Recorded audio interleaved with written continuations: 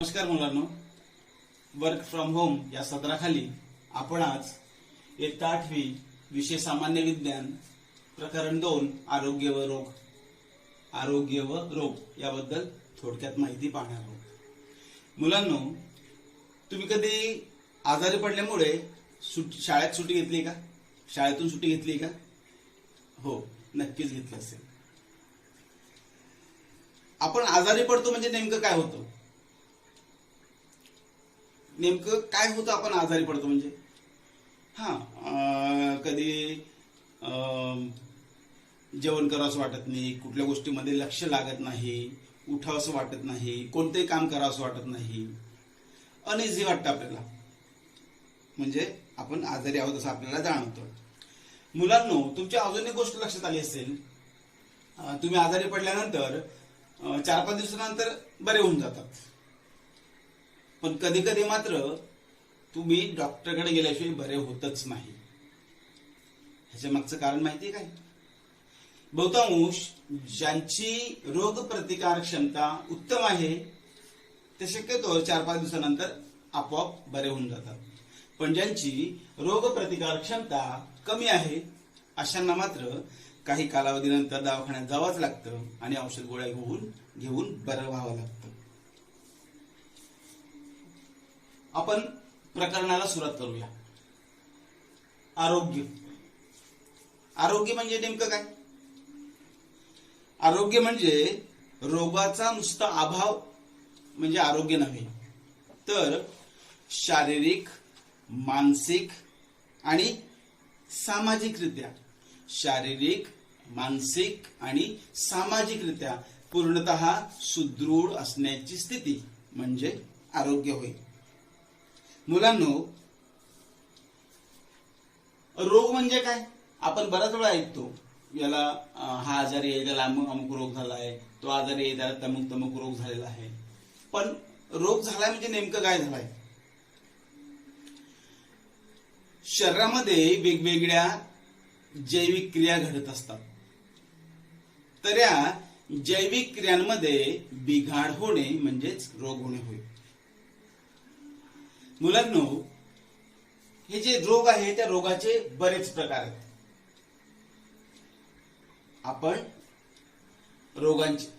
आपण बऱ्याच वेळा ऐकतो, सर्दी झालाय, खोकला झालाय, निमोनिया झालाय, असं बऱ्याच वेळा ऐकतो, पण हे जे वेगवेगळे रोग आहेत त्यांचे लक्षणही वेगळे आहेत आणि त्यांचे कारण पण वेगळे आहेत। तर आपण प्रथम रोगांचे प्रकार पाहूया। मुलांनो, फळ्यावर चार्ट दिसतो तुम्हाला, बघा रोगांचे प्रकार। रोगांचे मूलभूत 2 प्रकार पडतात, मुख्यतः 2 प्रकार पडतात। एक म्हणजे कालावधीनुसार होणारे रोग आणि दुसरा आहे कारणांनुसार होणारे रोग। कालावधीनुसार होणारे रोग म्हणजे काय? तर त्याचे 2 प्रकार आहेत, दीर्घकालीन रोग आणि तीव्र रोग। दीर्घकालीन रोग म्हणजे जे रोग बऱ्याच कालावधीपर्यंत राहतात त्यांना दीर्घकालीन रोग असे म्हणतात। आणि तीव्र रोग म्हणजे काय? जे रोग ठराविक कालावधीसाठी असतात अशा रोगांना तीव्र रोग असे म्हणतात। आता कारणानुसार होणारे रोग त्यांचे 2 प्रकार पडतात, एक म्हणजे अनुवंशिक रोग आणि दुसरा म्हणजे उपार्जित रोग। अनुवंशिक रोग म्हणजे काय? जे रोग पिढ्यानपिढ्या चालत येतात, म्हणजे आईला किंवा वडिलांना एखादा रोग असेल तर तोच रोग पुढच्या पिढीमध्ये म्हणजे त्यांच्या मुलांमध्ये उतरतो, त्याला म्हणतो आपण अनुवंशिक रोग। आता हे जे उपार्जित रोग आहेत त्यांचे पुन्हा 2 प्रकार पडतात, एक म्हणजे संसर्गजन्य रोग आणि दुसरं म्हणजे असंसर्गजन्य रोग। संसर्गजन्य रोग जसे की सर्दी, खोकला, ताप हे सगळे संसर्गजन्य रोग आहेत, आणि असंसर्गजन्य रोग म्हणजे मधुमेह, हृदयविकार। या दोघांमध्ये फरक असा आहे, संसर्गजन्य रोग हा एकमेकाच्या संपर्कात आल्याने पसरतो, म्हणजे एखादा सर्दीने ग्रासलेला व्यक्ती असेल आणि त्याच्या संपर्कात जर निरोगी व्यक्ती आला असेल तर त्याला संपर्कातून तो रोग होतो, याला म्हणतो आपण संसर्गजन्य रोग. आणि असंसर्गजन्य रोग म्हणजे काय, की जो संपर्कातून पसरत नाही. शरीर क्रियात्मक जर एखादा बिघाड झाला असेल तर अशा रोगाला असंसर्गजन्य रोग असे म्हणतात. मुलांनो, बरेचसे जे रोग आहेत ते रोग थुंकीतून पसरतात. बऱ्याच वेळेस जेव्हा आपण खोकतो किंवा शिंकतो त्यावेळेस आपल्या नाकातोंडातून द्रवबिंदू हवेत फेकले जातात. या द्रवबिंदूमध्ये रोगजंतू असतात. काही द्रवबिंदू जड असतात, ते शिंकल्यावर किंवा खोकल्यावर जवळच पडतात, पण जे द्रवबिंदू सूक्ष्म असतात ते हवेमध्ये सोडले जातात. आणि असे द्रवबिंदू ज्या व्यक्तीच्या नाकातोंडातून त्यांच्या शरीरामध्ये जातील त्यांना हे रोग होतात. अशा प्रकारे हे रोग पसरतात. तर आत्ताच जो बरेचसे असे रोग आहेत की जे संसर्गजन्य रोग आहेत, जसं आपण पाहतोय थुंकीतून पसरणारे रोग, शिंकेद्वारे पसरणारे रोग. मुलांनो, या प्रकरणामध्ये आपण संसर्गजन्य रोग आणि असंसर्गजन्य रोग या रोगांबद्दलच पूर्ण माहिती पाहणार आहोत. संसर्गजन्य रोग म्हणजेच संक्रामक रोग. संक्रामक रोग म्हणजे काय, तर जे रोग संक्रमणाने एका व्यक्तीकडून दुसऱ्या व्यक्तीकडे पसरतात, किंवा दूषित हवा, दूषित अन्न, दूषित पाणी, वेगवेगळे प्राणी आणि कीटक यांच्या मार्फत जे रोग पसरतात त्यांना संसर्गजन्य रोग असे म्हणतात. आपण सुरुवातीला संसर्गजन्य रोग पाहूया आणि नंतर असंसर्गजन्य रोग आपण पाहूया. तर मुलांनो, मी काही संसर्गजन्य रोगाची माहिती या चार्टवर लिहिलेली आहे. संसर्गजन्य रोग कोणते, त्याचे कारक काय, म्हणजे कशामुळे ते पसरतात, त्याचं संक्रमणाचं माध्यम काय आहे, त्या रोगांची लक्षणं काय आहेत आणि त्या रोगांवर उपाय आणि उपचार काय आहेत, असा एक छोटा चार्ट बनवला आहे. आपण त्या वेगवेगळ्या रोगांची माहिती पाहूया. मुलांनो, पहिला रोग आहे क्षय, ट्युबरक्युलोसिस. ट्युबरक्युलोसिस म्हणजे क्षय हा जीवाणूमुळे पसरणारा रोग आहे. मायकोबॅक्टेरियम ट्युबरक्युली या जीवाणूमुळे हा रोग पसरतो. आता याचं संक्रमणाचं माध्यम काय आहे, तर रोगाच्या थुंकीतून, म्हणजे क्षय झालेल्या व्यक्तीच्या थुंकीमधून हे रोगजंतू हवेत सोडले जातात आणि ते पसरतात. तसंच रोगाच्या सानिध्यात बऱ्याच कालावधीपर्यंत जर एखादा व्यक्ती राहिला तर हा रोग पसरतो. क्षय झालेल्या रोगाच्या जर का वस्तू वापरल्या, आपण त्याचा टॉवेल वापरला, त्याचे कपडे वापरले, त्याची भांडीकुंडी वापरली, तर त्यातून सुद्धा या क्षयरोगाचं संक्रमण होतं. क्षयरोगाची लक्षणं कोणती, तर दीर्घ मुदतीचा खोकला येणे, थुंकीतून रक्त पडणे, वजन कमी होणे, थकवा, श्वासोच्छवास प्रक्रियेला त्रास होणे हे क्षयाची लक्षणे आहेत. क्षय या रोगावर उपाय काय आणि उपचार काय, तर बीसीजीची लस टोचून घ्यावी, रुग्णास इतरांपासून वेगळे ठेवावे आणि नियमित उपचार घ्यावे.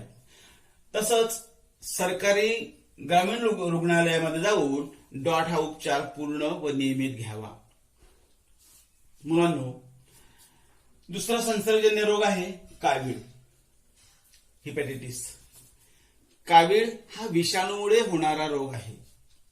काविळीचे काही प्रकार आहेत, हिपॅटायटिस ए, हिपॅटायटिस बी, हिपॅटायटिस सी, हिपॅटायटिस डी आणि हिपॅटायटिस ई असे त्याचे काही प्रकार आहेत. याचं संक्रमणाचं माध्यम काय, तर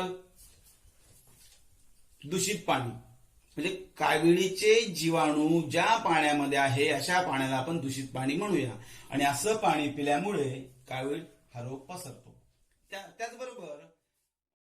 त्याचबरोबर जर का इंजेक्शनच्या सुया डॉक्टरांनी अनेक व्यक्तींना टोचल्या तरी सुद्धा हा कावीळ रोग पसरतो. आता काविळीची लक्षणं पाहूया आपण. भूक मंदावणे, गर्द पिवळी लघवी होणे, उलटी जाणवणे. याचं महत्वाचं लक्षण आहे राखाडी रंगाची विष्ठा. तसंच सतत पोट दुखत आहे असा भास होणे. हे सगळे कावीळीची लक्षण आहेत. कावीळ या रोगावर उपाय काय, उपचार काय, तर पाणी उकडून व गाळून प्यावे. स्वच्छतागृहास जाण्यापूर्वी किंवा स्वच्छतागृहातून आल्यावर हात साबणाने स्वच्छ धुवावे. हे त्याचे उपचार आहेत. मुलांनो, आपण शाळेमध्ये हात धुवा दिन साजरा करतो. हात धुवा दिन साजरा करतो. जेवणापूर्वी आपण सगळे विद्यार्थी एक एक वर्गाला सोडतो आणि हात स्वच्छ धुतो. का बरं असं करत आहोत? याच्या मागचं कारण काय? तर दिवसभरामध्ये आपण अनेक वस्तूंना हात लावतो. त्या अनेक वस्तूंवर सूक्ष्म जीवाणू असू शकतात. हे सूक्ष्म जीवाणू आपल्या हातांवर पसरतात आणि जर का आपण हात धुतले नाही आणि तसंच जेवलो तर ते रोगजंतू आपल्या पोटात जातात आणि आपल्याला वेगवेगळे रोग निर्माण करतात. म्हणून जेवणापूर्वी हात स्वच्छ धुवावे. इथे अजून एक आहे, स्वच्छतागृहाचा वापर केल्यावर किंवा करण्यापूर्वी हात स्वच्छ धुवावे. ह्याच्या मागचं कारण काय? तर जर एखादा व्यक्ती एखाद्या रोगाने आजारी असेल तर त्या रोगाचे सूक्ष्मजंतू त्या व्यक्तीच्या विष्ठेतून बाहेर पडत असतात आणि अशा वेळेस स्वच्छतागृहाचा वापर केल्यानंतर जर का आपण हात साबणाने स्वच्छ धुतले नाहीत तर आपल्या हाताच्या रेषांमध्ये, आपल्या हातावर सूक्ष्म जीवाणू असू शकतात आणि तेच इतर ठिकाणी लागतात, पसरतात. म्हणून स्वच्छतागृहाला जाण्यापूर्वी किंवा स्वच्छतागृहावरून आल्यानंतर हात साबणाने स्वच्छ धुवावे. मुलांनो, पुढचा संसर्गजन्य रोग आहे अतिसार. त्याला डायरिया म्हणतात, हगवण. अतिसार हा रोग जीवाणूंमुळे पण होतो आणि विषाणूंमुळे पण होतो. सिगेल्ला बॅसिलस जीवाणू आणि एंटामिबा हिस्टोलिटिका हे विषाणू, त्यामुळे हा रोग होतो. आता हे संक्रमणाचं माध्यम काय? तर दूषित अन्न आणि दूषित पाणी यामुळे अतिसार हा रोग पसरतो. अतिसाराचे लक्षण काय? तर पोटदुखी, पाण्यासारखे पातळ जुलाब होणे, हे त्याची लक्षण आहेत. याच्यावर उपचार काय? तर अन्न झाकून ठेवावे, पाणी उकडून व गाळून प्यावे, जलसंजीवनी द्यावी, हे त्याच्यावर उपचार आहेत. मुलांनो, जलसंजीवनी द्यावी अतिसारावर. तुम्ही जर का प्राथमिक आरोग्य केंद्रामध्ये गेला असाल तर त्या प्राथमिक आरोग्य केंद्रामध्ये भिंतीवर तुम्हाला लिहिलेलं एक वाक्य पाहायला मिळेल. हगवण लागली बाळ राजा, बीट साखर पाणी पाजा. याचा अर्थ काय होतो बरं? तर हगवण, अतिसार या रोगामध्ये सतत पाण्यासारखे जुलाब झाल्यामुळे शरीरातून पाणी बाहेर फेकलं जात असतं.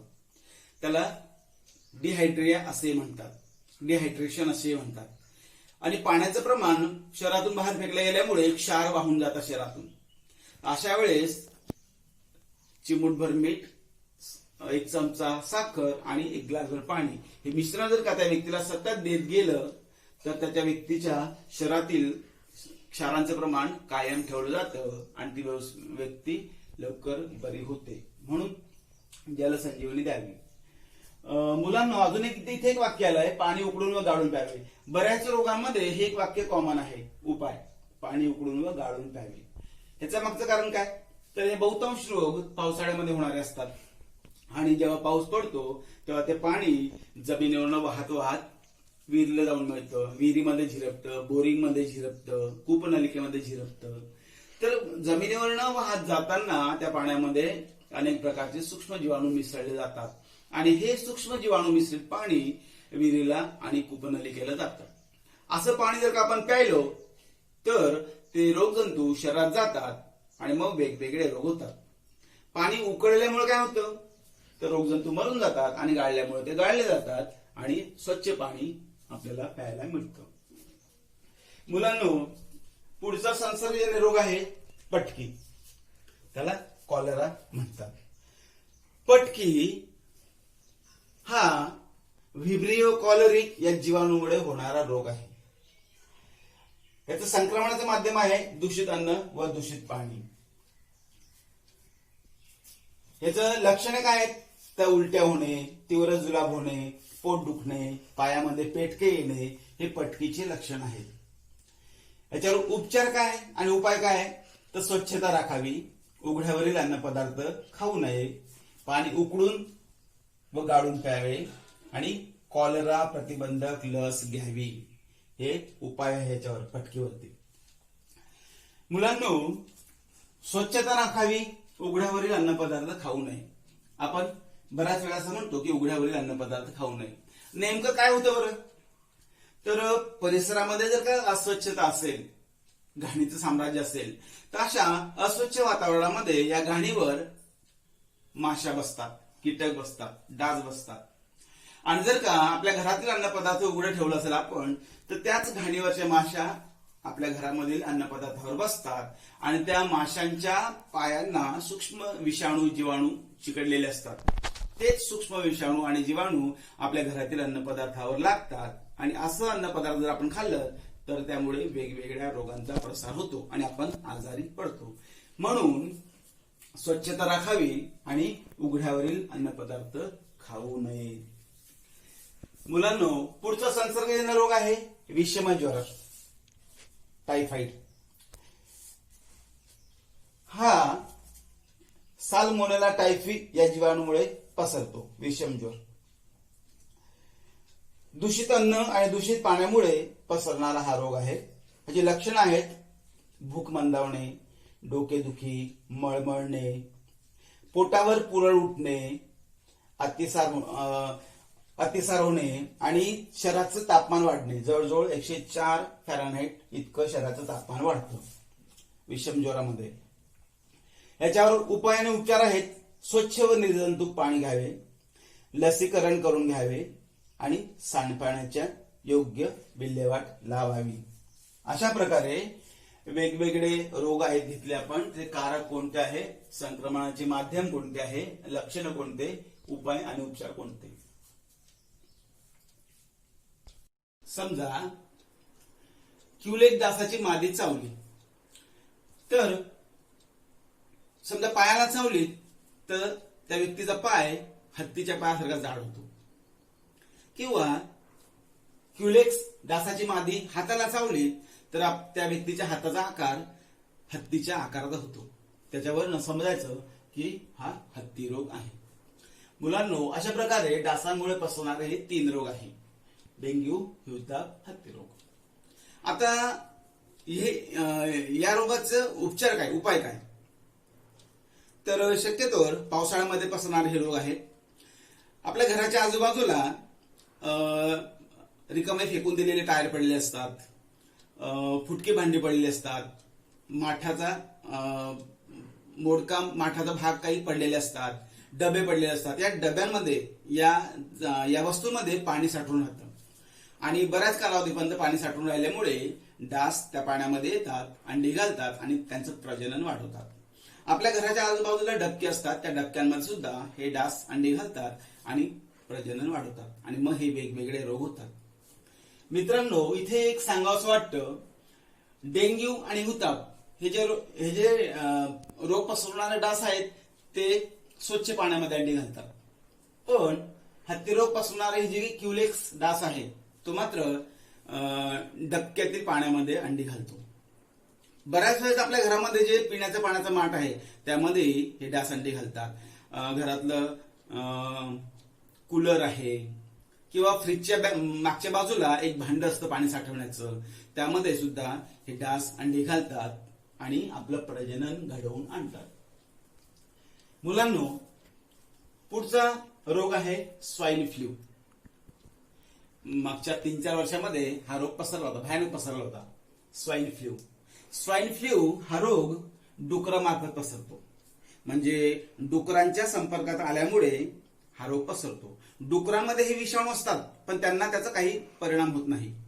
पण असे डुक्कर जर का माणसांच्या संपर्कात आले किंवा स्वाईन फ्लू झालेला एखादा व्यक्ती निरोगी व्यक्तीच्या संपर्कात आला तर मात्र त्याला स्वाईन फ्लू होतो. आता स्वाईन फ्लूची लक्षणं काय?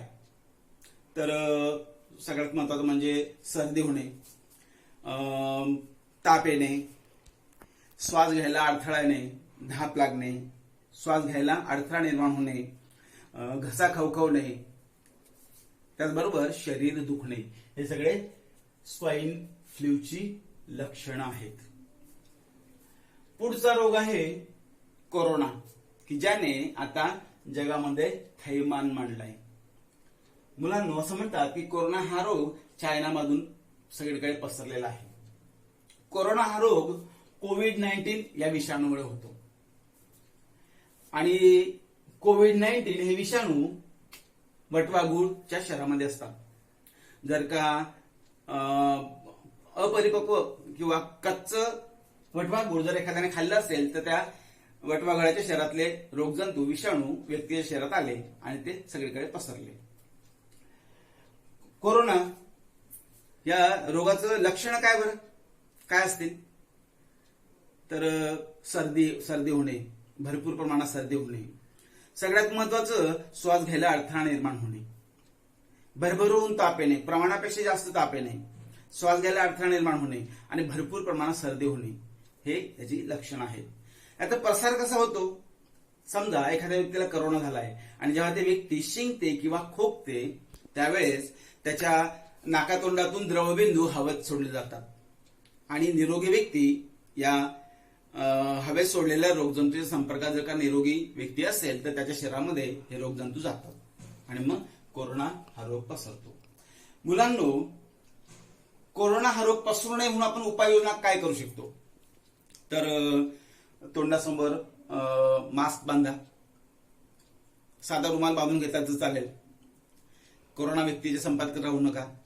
समजा एखाद्याला कोरोना झालाय तर त्याच्याशी हस्तांदोलन करू नका, विशिष्ट 1 ते 1.5 मीटर अंतरावरून त्याच्याशी संपर्क साधा.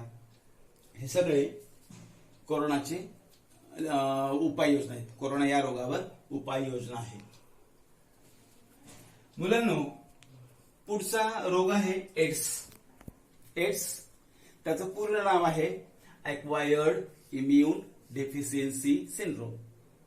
म्हणजे हा रोग प्रतिकार क्षमता नष्ट करणारा एक रोग आहे.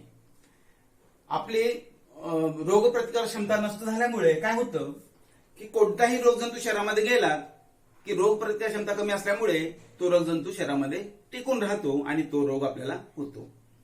शक्यतोवर एकच सिरिंज, एकच सुई जर का अनेक लोकांना, इंजेक्शनची सुई अनेक लोकांना टोचली गेली तर त्यातून सुद्धा एड्स हा रोग पसरतो. मुलांनो, प्राण्यांमार्फत पसरणारे रोग, त्यामध्ये रेबीज हा एक रोग आहे.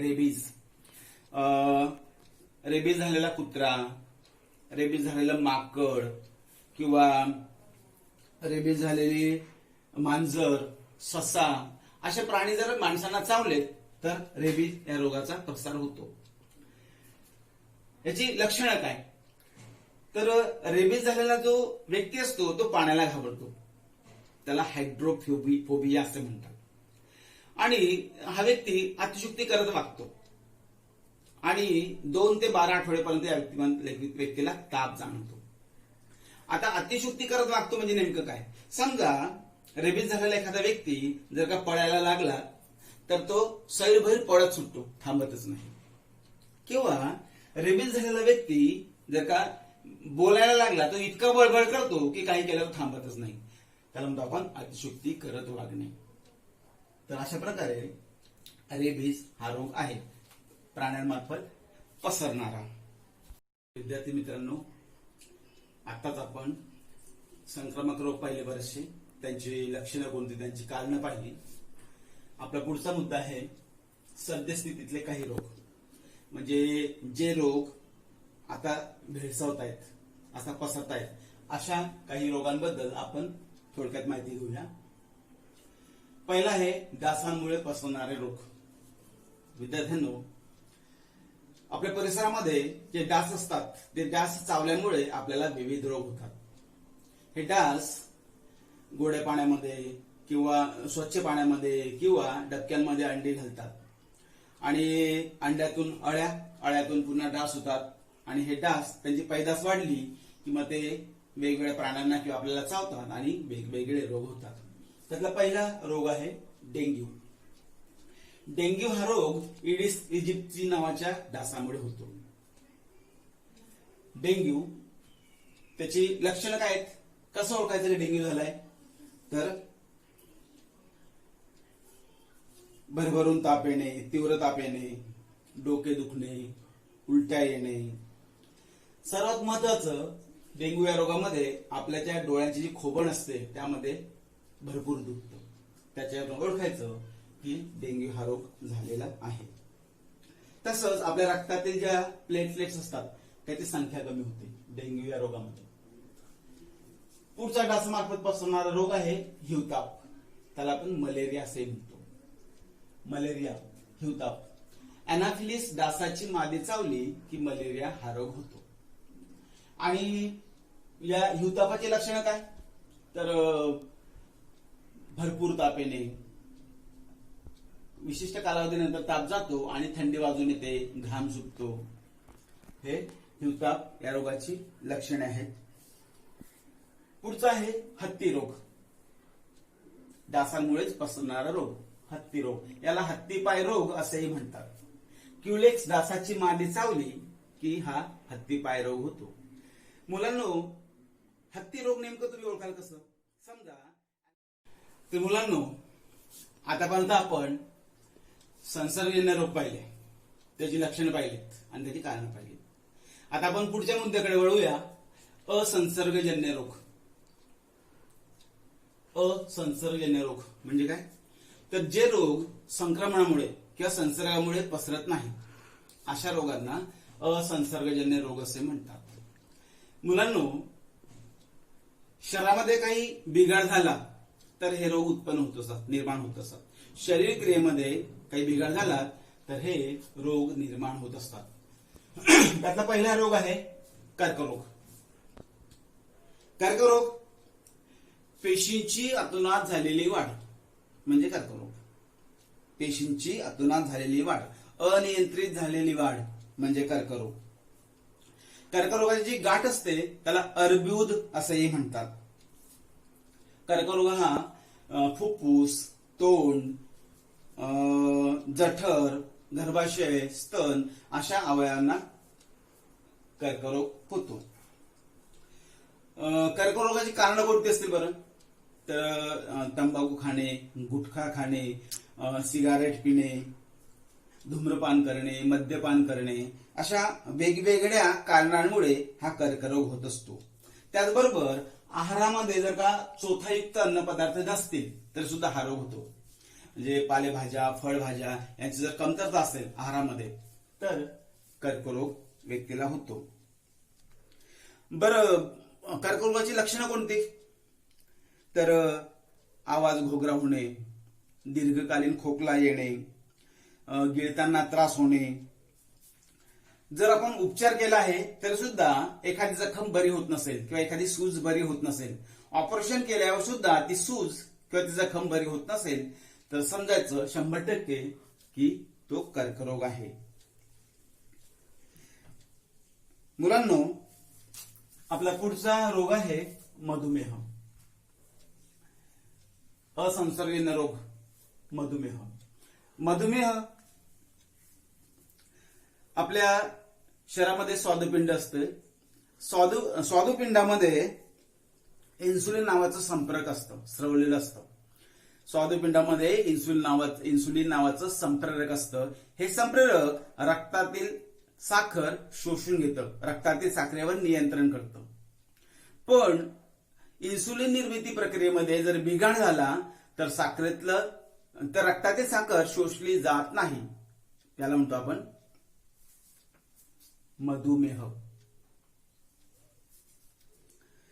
आता मधुमेह त्याची लक्षणे कोणती बरं, तर वारंवार लघवीला होणे, रात्री अपरात्री नियमितपणे लघवीला जाणे, लघवी होणे, वजन खूप कमी होणं किंवा खूप वाढणं. आणि एक पाहण्यामध्ये असं आलं आहे की मधुमेह झालेल्या व्यक्तीचं जे मूत्र आहे त्याला मुंगे लागतात, मुंगळे जास्त प्रमाणात लागलेले असतात. त्यावरून सुद्धा आपण ओळखू शकतो की हा मधुमेह आहे. मधुमेह त्याची कारणं काय असतील, अतिलठ्ठपणा, अनुवंशिकता हे एक कारण आहे मधुमेहाचं, म्हणजे आई वडिलांना नसेल तर तो मुलांना होत असतो. व्यायामाचा अभाव असेल किंवा ताणतणाव असेल तर मधुमेह होत असतो. मुलांनो, पुढचा असंसर्गजन्य रोग आहे हृदयविकार.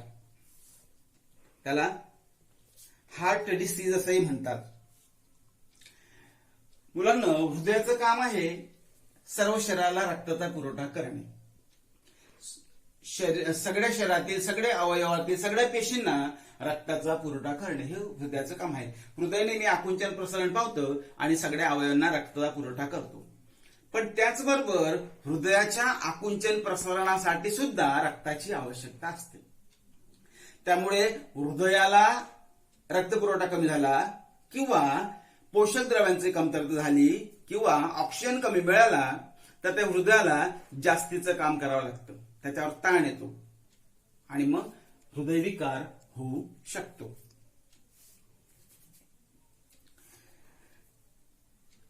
याची लक्षणं पाहूया आपण हृदयविकाराची. हात दुखणे, खांदा दुखणे, मान दुखणे, घाम फुटणे हे काही लक्षणं आहेत.